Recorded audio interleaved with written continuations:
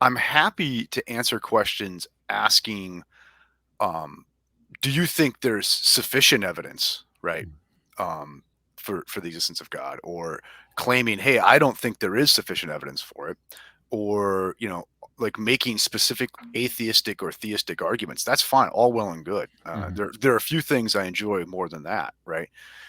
What I don't like about these kinds of questions, there is absolutely no evidence for God's existence, or theism is utterly irrational, et cetera, is I think that just simply shows the person giving the question, and we do thank you for your support, to be an utter and complete, like, knuckle dragging Philistine. This Okay, is like true. like only an utterly unschooled, unread person could possibly claim that. Okay, and the reason I'm saying that is because you know the problem of God, right? And we'll call it a problem, right? Okay, like whether there is or is not a God is the central perennial problem of the Western, if not the global intellectual tradition. Like you can That's right. take whatever stance you want about what the solution to that problem is, but it is the defining problem of the life of the mind. Okay. And to say that it's just irrational to take an affirmative stance about the existence of God is then to say that you occupy this privileged position with respect to the vast majority of reflective human beings who have walked upon the earth. Okay. Now, it's possible the vast majority of reflective human beings who walk upon the earth are wrong, but to say that like they're irrational or they're cognitively defective or that they just believe in the face of no evidence at all is an arrogant and I would say utterly ignorant stance to take. That's Okay. correct. Yeah. And you're welcome to disagree with us. I'm happy to do that. You're Mhm. welcome to make a case for atheism. I'm happy for you to do that. Right. Mhm. But the idea that somehow we in this late moment of history have cornered the market on what it is to be reasonable, right? And all those who have gone before us are just utter and complete dupes, right? That's just a silly position to hold. Yeah, right, And, right. and, Right from yeah, Plato yeah, to Leibniz to yeah, Lonergan, and even today, yeah. right? Because G.W. Leibniz, the man who invented the calculus, apologies to Isaac Newton, right? Okay, but we know who the real was man was. was a theist. Was Right. a Yeah. theist. Oh, by the way, Isaac Newton, the other pretender to the invention of the calculus, right? Um, was a theist, Was a right? theist, Was right? a theist. Okay, Mhm.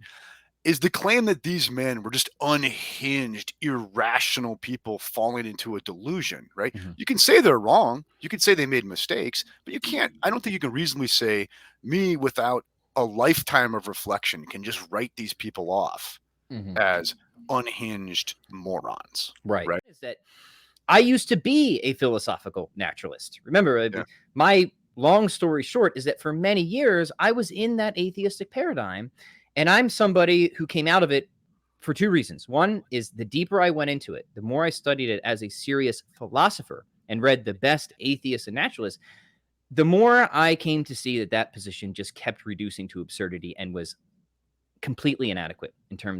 in terms of its explanatory resources. And then after that, that was by itself. Then I began to reconsider the thought of many of the great thinkers that Jim mentioned. And that's when I began to realize, oh wow, I've really been missing something, right? I've really been missing the robust philosophical case for theism. And then, many, many years later, here we are now from a naturalist to a theist. So I'm somebody who actively Yeah. changed their Yeah. mind trying to study this question at the most fundamental level possible. Let's just talk about what evidence is in the first place. So I like to like not talk about evidence, but talk about reasons, right? Mhm. Among the reasons one might have is evidence the way we use the word now, which is like repeated falsifiable experimentation, right? That's right. Okay, okay, that's one mode of evidence, Mhm. right? And, But clearly, yeah, go ahead. I was just going to say, and we always have to ask evidence for what? Because when we're Yeah, talking about evidence for something, it's in relation to some hypothesis that we have. yeah, And then to understand if something counts as evidence for it, we have to have some type of reasonable expectation that we would expect this data yeah, given a particular hypothesis, yeah, right? yeah, So even just like seeing something through a microscope, that like, oh, what does that mean? Right? What yeah, does that? Well, that's evidence. Well, evidence for what? Because one data could count as evidence for maybe infinitely many number of hypotheses, right? Exactly. Yeah. So like we have to get a lot more precise on what we mean by evidence before we can Yeah. even begin to have this Exactly. conversation. So I'm glad Exactly. that we're Yeah. doing this, right? Yeah. Yeah, go. And Yeah, so so continue. among the reasons we could have are falsifiable experimentation. Okay, Mhm. that's one kind of reasons, right? You could also have inference to best explanation, Mhm. right? Which, by the way, is not really falsifiable, right? Okay, Mhm. right. In that sense, all right.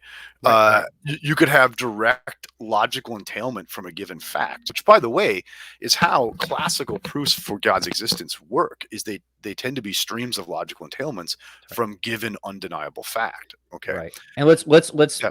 just highlight that, Yeah. right? The traditional metaphysical proofs, if you want to call them that, right? Mhm. Which convinced me, I still think these are the strongest reasons to believe in God. Mhm. Start with general aspects of experience that are so general they cannot be coherently denied without Yep. absurdity or contradiction. And they're all experiences that all of science must presuppose, right? They're conceptually pre-scientific. Yep. And then it's working by deduction to the conclusion of, say, pure actuality, right? Yeah. Exactly. And Right. so there's no real wiggle room there. If these Yeah. things work at all, they give you a certainty, not just a probability. So that's Yeah. one way that you can get to God, right? Like induction has no grip unless there's some deductive truth ultimately Yeah. behind it. Right. Atheism by itself doesn't predict shit, right? It's because all it says is that there is no perfect foundation to reality. That's Yeah. all it says, right? Yeah. It's a good point. You need a theory It's a of null hypothesis, right? you need a theory of naturalism to Yeah. start making predictions. So Yeah. whereas theism has a huge head start in terms of Yeah. predictive value and fruitfulness and all that, atheism is just it's nothing. It's Yeah, man, that predictively useless by itself. dude, that's like a great point. That's a It, really it's, I've never thought of that before. a lot of people apparently haven't, but they're like, this Yeah. just struck me as one day as Man. like supremely obvious, So right? so let it be written.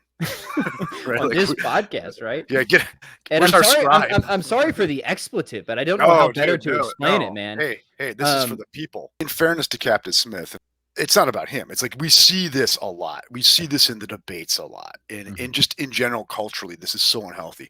If you don't agree with me, you're retarded.